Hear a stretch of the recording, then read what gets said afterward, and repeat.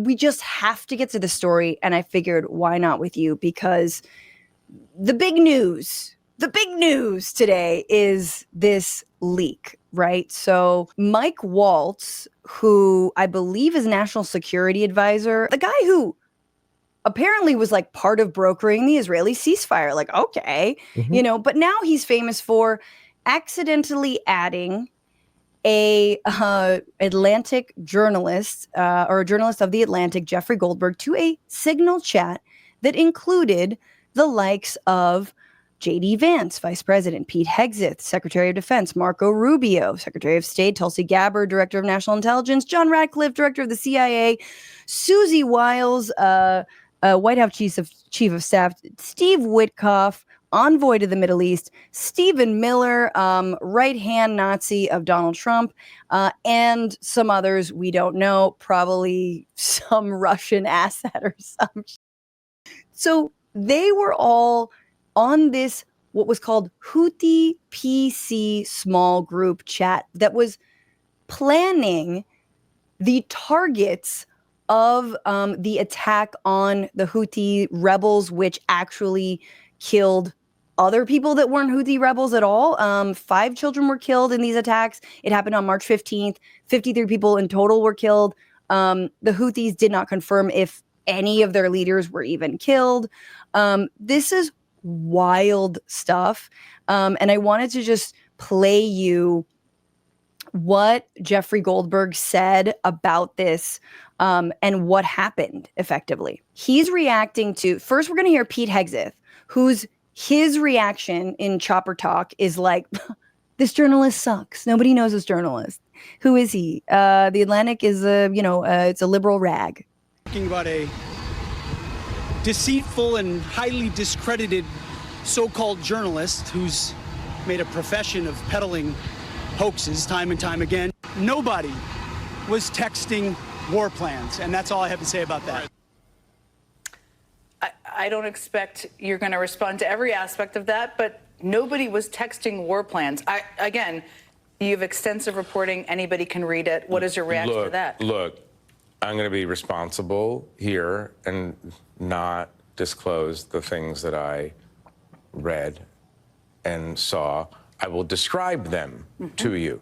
The specific time of a future attack, specific targets, including human targets, meant to be killed in that attack, weapon systems, even weather reports, or, that the government is I don't know why Hegseth was sharing it with everybody. I mean, the precise detail, and then a long section on sequencing.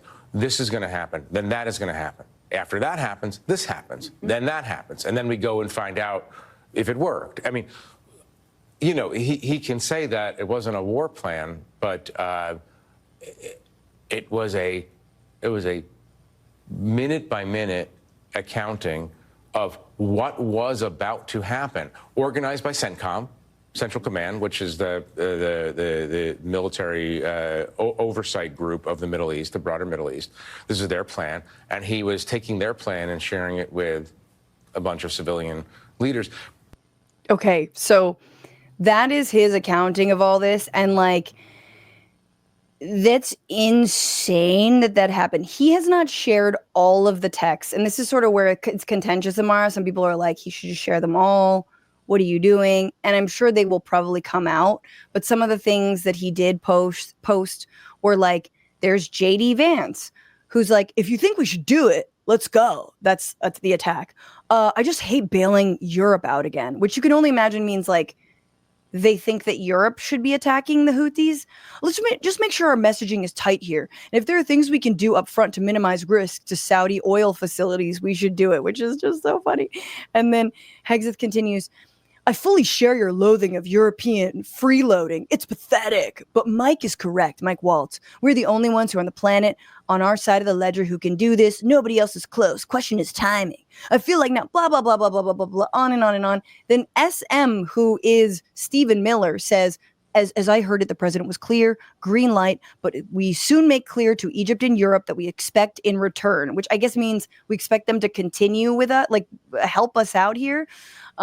blah, blah, blah, blah, blah. And then after it's done, and this is the part that is kind of the best part and the worst, the Houthi PC small group says, excellent, says the vice president. A good start, says John Ratcliffe, head of the CIA. Michael Waltz just does punching emoji, American flag emoji, fire emoji. Marco Rubio's on there. Good job, Pete and your team. Just powerful start, says Stephen Miller. Imara, your response to all of this going down on Signal? I mean, this is what happens when you put patently and provably incompetent and unqualified people in positions of extreme power. You get group chats about war plans on a platform that's designed for planning your niece's quinceañera. In a way that no one else is going to know about it. I mean, I just think that that's really what we're seeing here. And also just the way in which they despise the thing that they say that they love, right? So their whole thing is that they say that like we love the military. We, really care about our national security. Well, the way in which they went about having this discussion shows that they actually despise it and that they don't respect the advice that they're getting about the way that they should communicate and are dismissing everyone. And on top of it, the fact that this is deceitful. And I think that that's a thing that we need to realize, that by communicating on Signal on their personal devices, which is the only way that they can communicate because Signal is not actually allowed on classified government phones.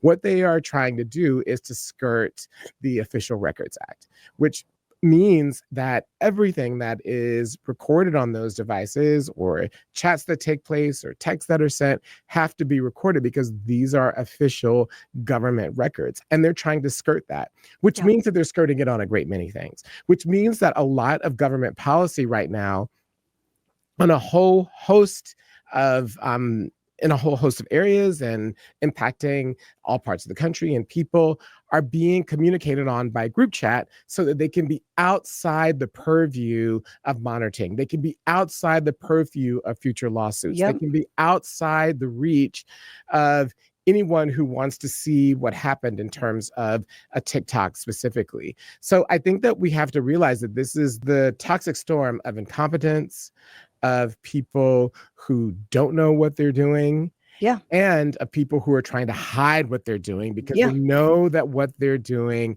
is possibly wrong, if not illegal. For example, the targeting. Do we know if the targeting was legal? Do we know, like, for instance, one of the things that's specified by the rules of war, according to the Geneva Convention, is that even if you are going after a legitimate target and you know that there are non-legitimate targets in that particular place, you're not supposed to go after them, and that could be considered to be a war crime. Were they bombing people when they knew that they were, surrounded by their grandchildren? Did they bomb people that were in mosques? Like, we don't know. But I think that that's one of the things that we have to begin to realize is going on here. Yeah, absolutely. They're planning war crimes on the down low, behind everyone's back. Possibly. We don't know, but I mean, possibly. And I think the other thing that's really interesting about this that you keep on reading and picking up on, obviously, the cringy nature of replying to things with emojis when you're talking about like international strikes. So juvenile. And then, but really it's like they're talking about Europe in such like disrespectful ways and like Egypt better get on board. And you're like, okay, but these are ostensibly allies. So are y'all communicating with them too? Like, do they know this is going to happen? Or is this your diplomacy of like, we're just going to do it and expect them to get on board later. And if they don't, we're going to get mad. Like the whole way that it seems, even though I personally disagree with these strikes, the Houthi rebels have said explicitly, if you stop condoning and sending weapons to Israel that is actually doing war crimes in Gaza, then we will stop our attacks on shipping routes, not on, they're not. In fact, I think there's been like only, I'm not even sure if there have been confirmed deaths the Houthis have carried out, right? It's about like attacking the shipping containers, stop blocking the routes, commandeering, whatever it is. But it's very explicit on why. And it's just like they're they're going about this in a completely, on all levels, they're going about it the wrong way. And we have to watch, because I believe Tulsi Gabbard was in front of, and a number of national security advisors who were part of this text chain were already going to appear before the Senate on other matters. And now they were asked, of course, about this massive leak, adding this journalist to their group chat. In the signal chain that we have been talking about, was there any mention of a target in Yemen?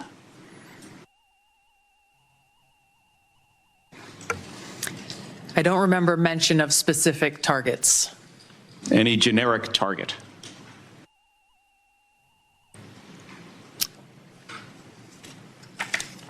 I believe there was discussion around targets in general. Mr. Ratcliffe. I think that's consistent with my recollection. Again, I don't have access to that. Was there any mention, Ms. Gabbard, of a weapon or weapons system? I don't recall specific weapons systems being named. I'm not talking about specific, any weapon or weapon system. I don't recall specific names of systems or weapons being used. Okay, so there we have it. There's Tulsi Gabbard freaking out, just sort of like, there was no specific targets, but targets, yes. General. I just lob them in the general direction of Yemen. Again, Imara, to your point, it's just like, it feels like the children, it's finally like, okay, kids, game time's up. Like, play acting is up. This is real. And you guys have been caught out in the dumbest possible. I mean, first of all, they don't know the difference between reality and fake, right? We know that. I mean, seriously, like, this is the world of QAnon. This is the world of conspiracy theories. This is the world of right being wrong, right? And wrong being right. And, it reminds me of the Voltaire quote, if I can get you to believe absurdities, I can get you to commit atrocities, which is why when you have authoritarian regimes, an assault on the truth is one of the first things, right? They have to remove the guardrails of reality in order to be able to do really extreme and absurd things. So we are talking about a group of people in total who struggle with the truth, and that struggling of the truth or absence of the truth is a key part of being within their world and their orbit and to ascending power, right? So I think that, like, the struggling with what's true and what's not, and the skating around that is just an essential part of what it means to be them.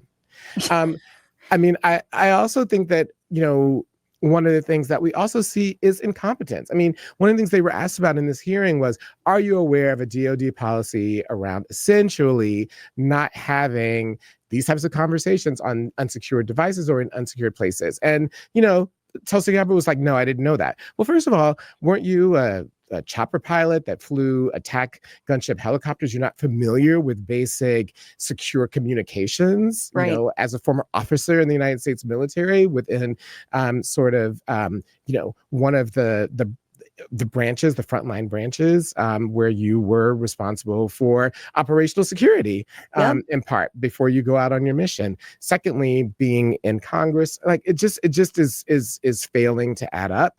And the whole Europe thing, I think, again, like, when you convince yourself that whatever you say is right, even when it makes no sense, you're convinced that it has a logic to it. And the entire thing about Europe, I think that what they mean is that since most of Europe is the one that is the most dependent upon the Suez Canal, that they should be, involved in this military action. Right. But what's fascinating is that a couple of things. One, you've told them that they don't matter. So why would they help you? You understand what I mean? Like, why would you undertake the risk of bringing additional harm on your country by joining the U.S. in an attack if at every single turn, the U.S. is punching you in your face and telling you how incompetent and stupid and useless you are? So why would you risk your own military personnel in this? Secondly, doesn't it raise alarm bells that if they are choosing not to participate, then maybe you shouldn't be doing it in the first place. You know what I mean? If the people that are most dependent upon the shipping lane are like, I don't know about this, and you are charging ahead and telling them how idiotic they are, I mean, it just reads like an SNL sketch gone bad. Yeah. I mean, the entire thing, you know? It's so true. It's so true. I mean, it's it's unfair to actual comedians and writers right now because, That's right. you know, as my good friend Nato Green always says, it's like a work speed up when like reality is out satirizing the satirists, you know. I mean, when The Onion actually is the actual headline. Exactly. And the other thing they were saying on the tax chain that's really important is they were like, oh, Biden was so weak on this. Biden struck the Houthis. Several times. Many times. I found out it was like 5 times, at least 5 times. So it's like the idea that Biden was soft on all this is BS. And like, yeah, the whole thing, the last thing I'm going to say is Jeffrey Goldberg of The Atlantic is also a pretty hawkish reporter. He is sort of notorious for supporting the invasion of Iraq, and was kind of part of the liberal, I guess, so-called liberal or sort of mainstream news establishment that was kind of beating the drums of like, I think Iraq has WMDs, and has not really come down from that ledge. So it is interesting that people are criticizing him for not releasing the whole thing. And I kind of feel like it's part and parcel of like him, you know, buying into the idea that like, you know, the US military is ultimately good. And I hope this starts to not just, like, there's part of me that's like, I hope it doesn't just unravel the myth that Trump knows what he's doing, but also that more broadly, like, some of our general attacks and approaches in the world are really ham-fisted and often backfire.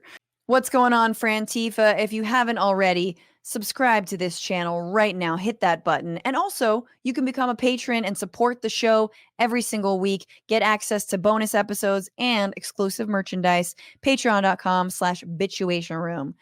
Do it.